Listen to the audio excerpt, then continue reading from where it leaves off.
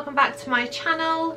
It is December 2nd, which means it's day 2 of Vlogmas. I'm going to be completely real with you. If you've solely clicked on this video because you have seen the word hyperhidrosis, you are either interested in this topic or you know what this video is going to entail. If you don't, I do explain everything in this video, but this is sort of something that is extremely personal and close to myself, and when I started going through this, I would have liked to see a video on this so I knew pretty much what I was dealing with. So I will just explain a little bit what hyperhidrosis is. Hyperhidrosis is pretty much excess sweating, and sometimes there's been times when I've explained, you know, that I do suffer from hyperhidrosis, and they're like, oh, what's that? And I say, oh, it's excess sweating, and they're a little bit like, oh, sort of thing. But it's not necessarily a smell that is with hyperhidrosis, it's just excess fluid pretty much that is being produced a lot more than what it should be. I have been dealing with hyperhidrosis, I would probably say about 8 years. I want to say give or take 8 years, and I didn't know what it was to start with, and I didn't get like actually diagnosed for a while after that. So it pretty much started when I worked behind a bar at a holiday camp, and it didn't help the fact that we had aircon that didn't reach us actually being on the bar, and I used to wear a black shirt, and it mainly used to affect under my arms. So after a very busy shift, I could be absolutely drenched under my arms, not smelling but just drenched because of how much I had been sweating. It then used to get to the point where it was so bad where my skin would start rubbing underneath my arms, and obviously when you're constantly wearing wet clothes you would constantly rub and chafe in a sense. If I can find the photo that I sent to my mum all those years ago, basically crying because I was in so much agony, I will insert it here. Yeah, that's sort of like where my journey with hyperhidrosis started. I tried pretty much all different antiperspirants and all of that stuff, and nothing would really work. And honestly, I just thought I had a problem because I hadn't gone to the doctors about it, but I just thought, you know, there's something wrong with me because no one is sweating as much as what I am. This would have put me around the age of about 17, 18. Going back to exactly what areas are affected by hyperhidrosis, it's under your arms, your hands, your feet and your groin. So they're the main factors that are affected by hyperhidrosis.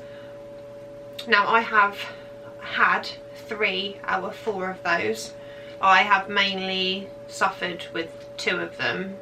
That has been the biggest factors to me. Primary hyperhidrosis, which is not on the high end of how bad it can be, that affects at least 1% of the population, so literally not a lot of people at all. And that's probably why when I first heard, or when I was researching all of this, I couldn't find a massive amount on it.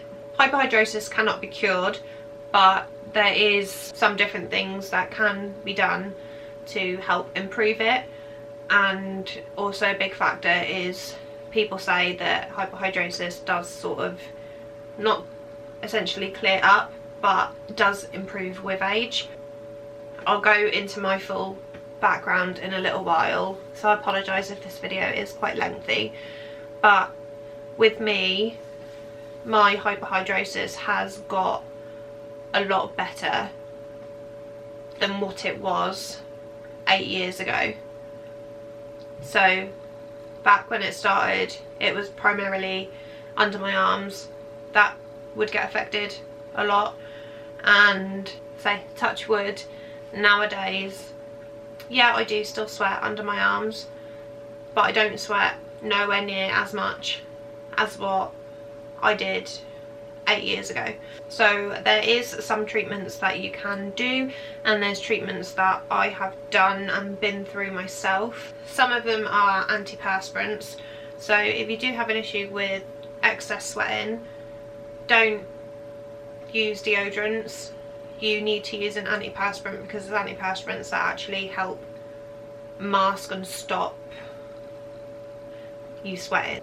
There is loads and loads and loads that you can get. Some people prefer roll-ons. I've never got on with a roll-on because of my issue there before of it being wet anyway. If I put something wet on there, it doesn't absorb into the skin, whereas sprays actually do absorb into the skin. Dermatologist is the next one.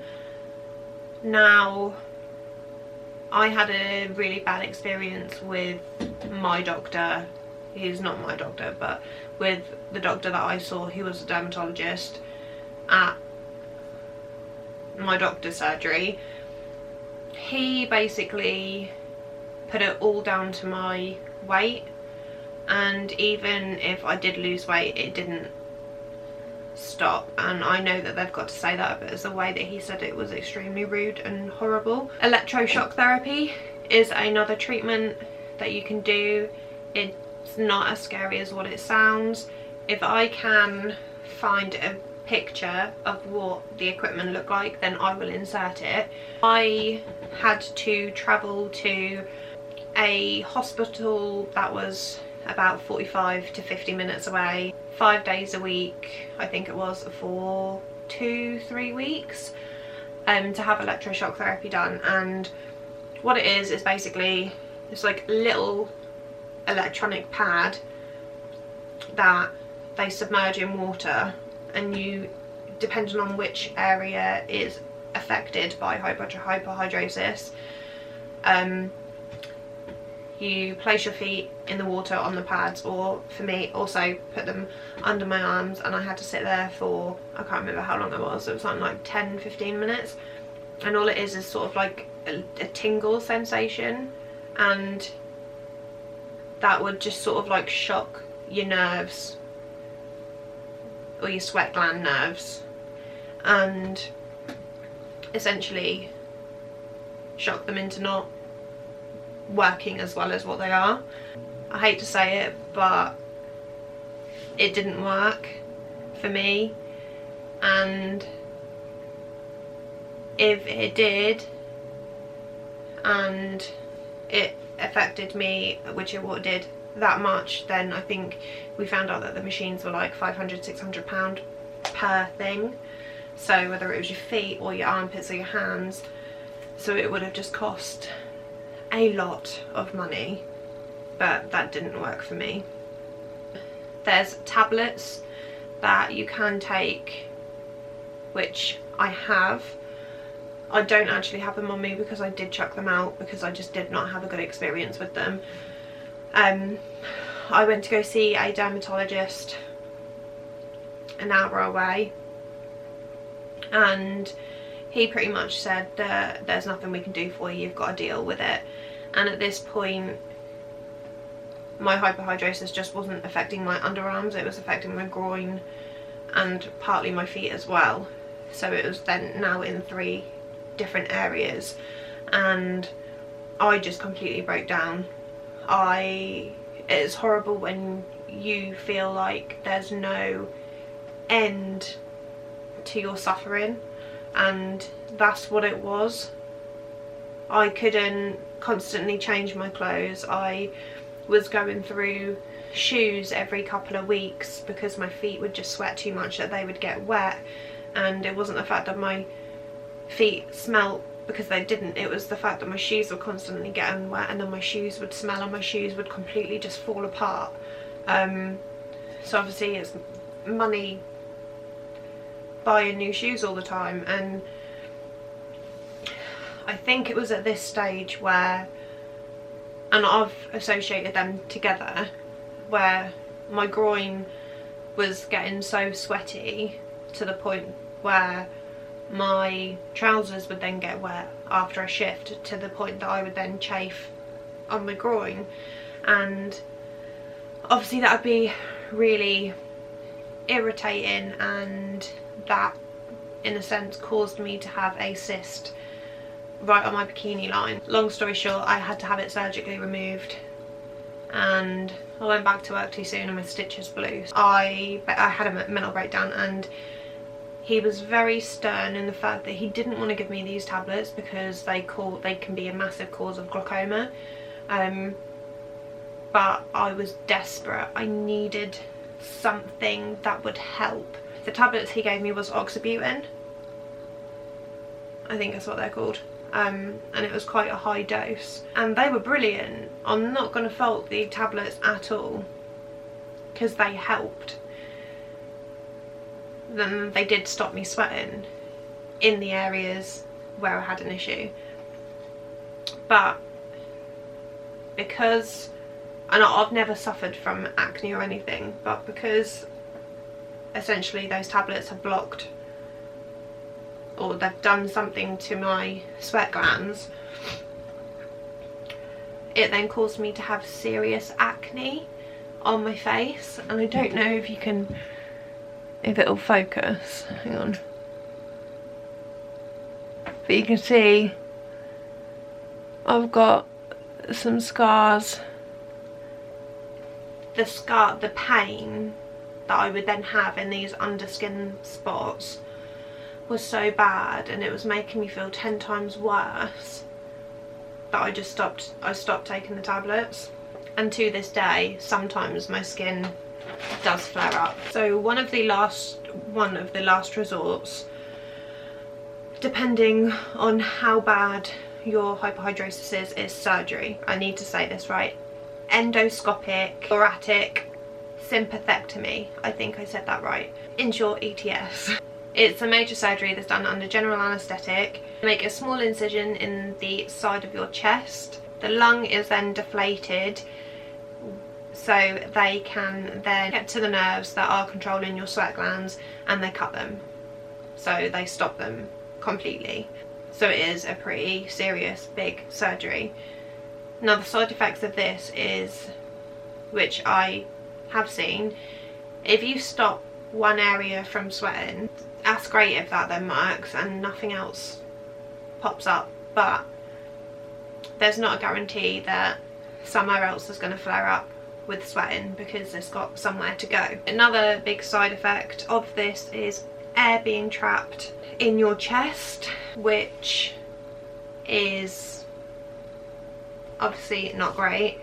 So just a couple of questions that I had before I even really knew anything about this was, is it inherited? Yes, it can be. Not all cases it is inherited, but in some cases it is. It has been known in my family to have excess sweating. I think it's my mum's cousin, she had it in her armpits extremely bad, and she had something done which worked for her, which I will go into in a moment. So yeah, it can be inherited. The main symptoms are localized and concentrated areas of sweating, and that is your primary hyperhidrosis. Your secondary is generalized sweating all over. So the most common places for hyperhidrosis that I did mention is your hands, your groin, your feet and your hands. Luckily my hands are the one place that I haven't actually had issues with hyperhidrosis at, so thank you hands. My feet has been the biggest hurdle that I have suffered with. Now how I'm going to word this sounds ridiculously disgusting, but it's the only way I can explain it, but it's not as bad as what it seems. I will insert photos afterwards, so but I will give you a warning on that because they are not pretty photos. I have had, basically when I walk on my laminate floor downstairs in the middle of winter, I could be freezing, my feet will still be sweating. So I hardly ever wear socks anymore, or I never really wear socks anymore, because all I need to, like, literally I will just walk and there'll be footprints of my feet, and even if I just wear flip-flops my feet will slide out of them because my feet are wet and because my feet have been sweating. My feet pretty much, especially when they are wet, like if I've been in a pool or a bath or a shower or whatever, they look like they're rotten. Like I've got skin that has been eaten away at itself because it's so wet, but there's literally like not a lot of stuff that the doctors will do for me anymore, which is really upsetting. But I will insert some disgusting photos right here. If you are squeamish or don't like feet, then please fast forward because they're not nice photos.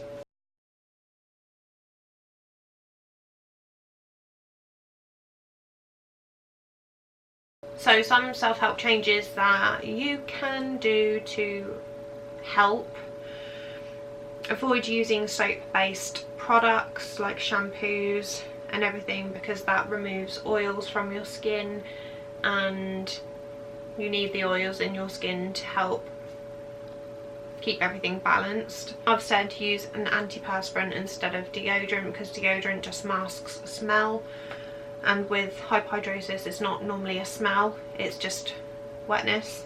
Try and wear loose light clothing, and I don't mean light by colour, I mean light by thinness and feel, because that does help.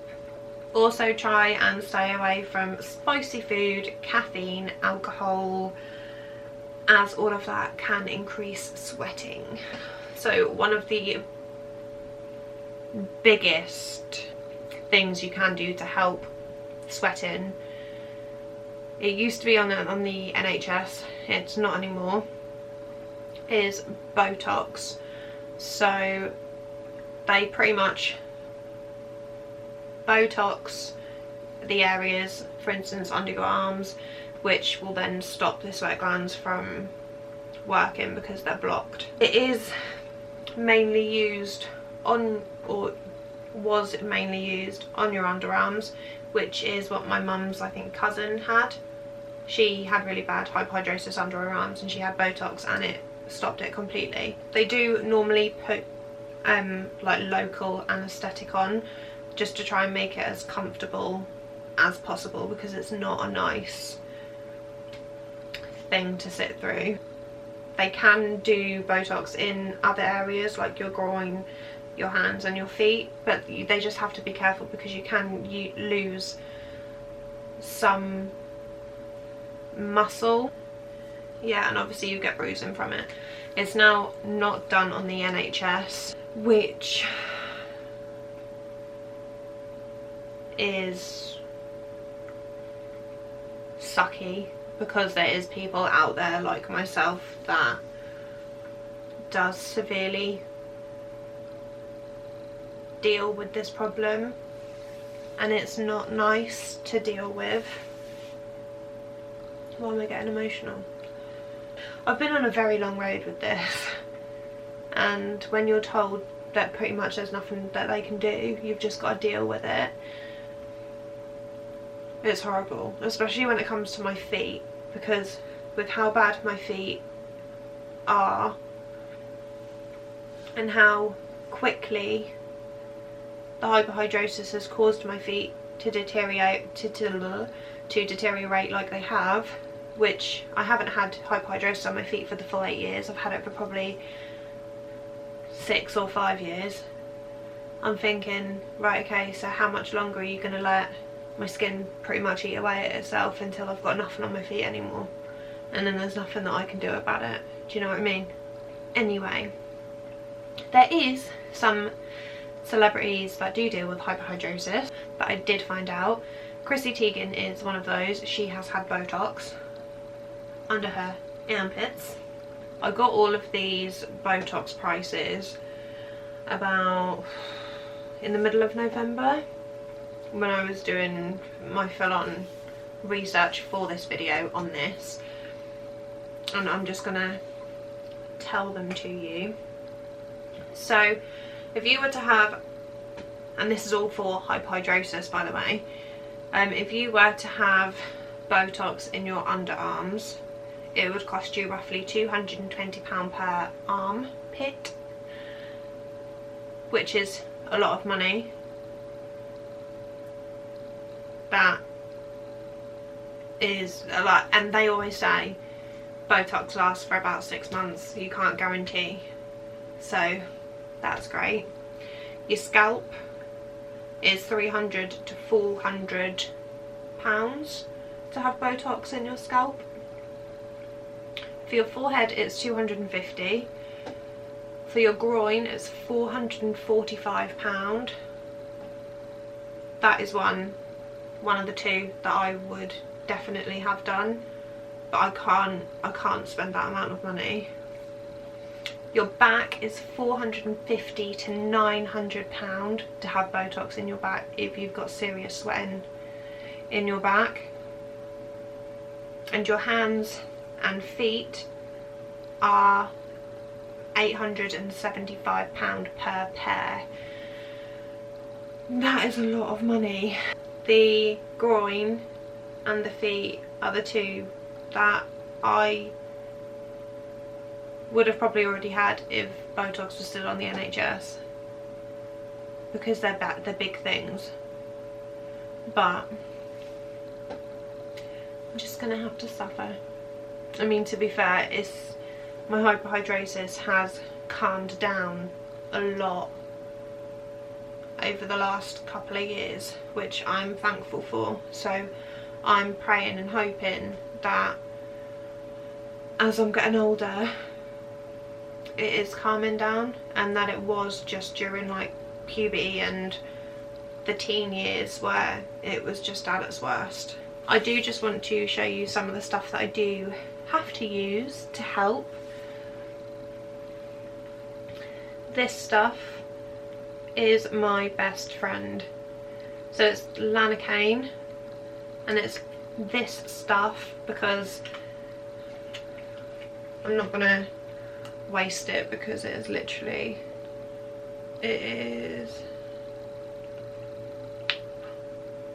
oh, I just squirted that on the floor. Wow, I'm so annoyed at myself. This stuff is a pain to try and find, but pretty much, I don't know if you can see that, but it looks like that, and it literally rubs on and it's so silky. That is what I put on my groin. I mainly take that during the summer and if I go away on holiday, as chub rub is a biatch and it's horrible. So lanacane will be your best friend if you do suffer from excess sweating or chafing. I'm just going to show you that one more time. I get mine from Superdrug. This again had a lot of brilliant reviews, which I got from Asda in the child section. This stuff is more of a cream, so it looks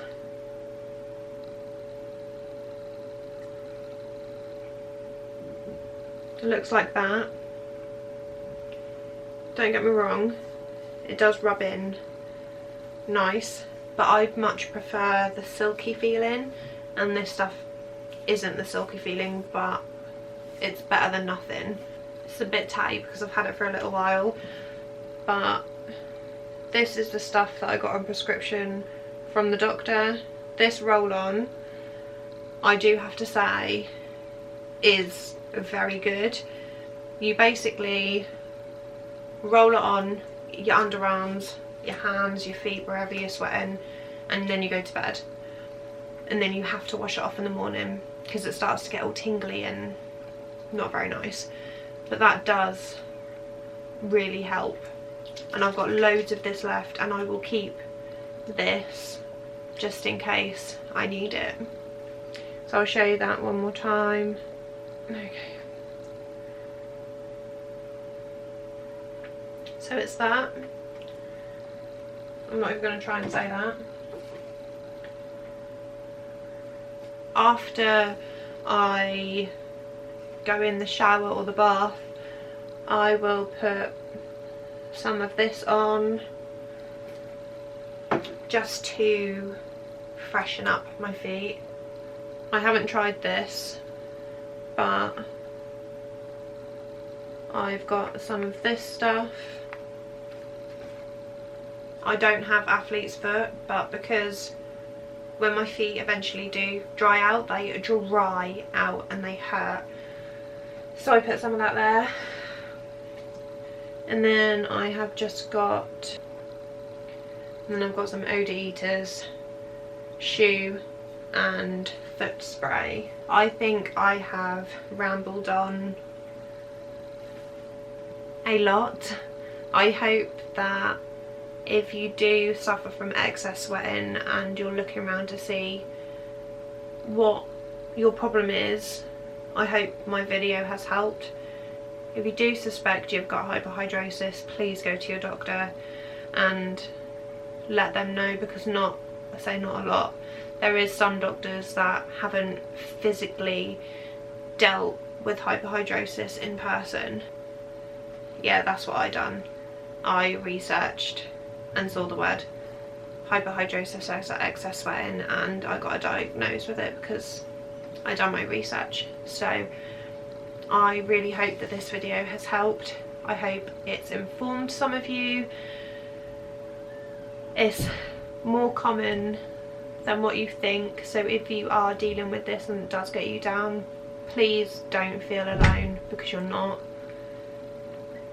We can get through this well together. We just might slip and slide everywhere.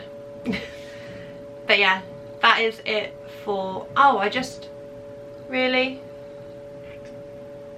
So you know that I was like looking for I was looking for where my lanacane had gone, and it's literally all over my light. So yeah, that is it from me. I've got not a lot really to add. If you do have any questions, or you do want to private message me or message me about hyperhidrosis or what I've gone through or what you're going through, please feel free to drop me a comment down below, or if you would like, you can private message me on my Instagram. It is important that you do feel like you're not alone, because you aren't, and I just hope that I have raised a little bit more awareness about this issue. So if you are new here and this is the first video you've watched, please hit that subscribe button and watch a couple of my other videos. I am not all doom and gloom.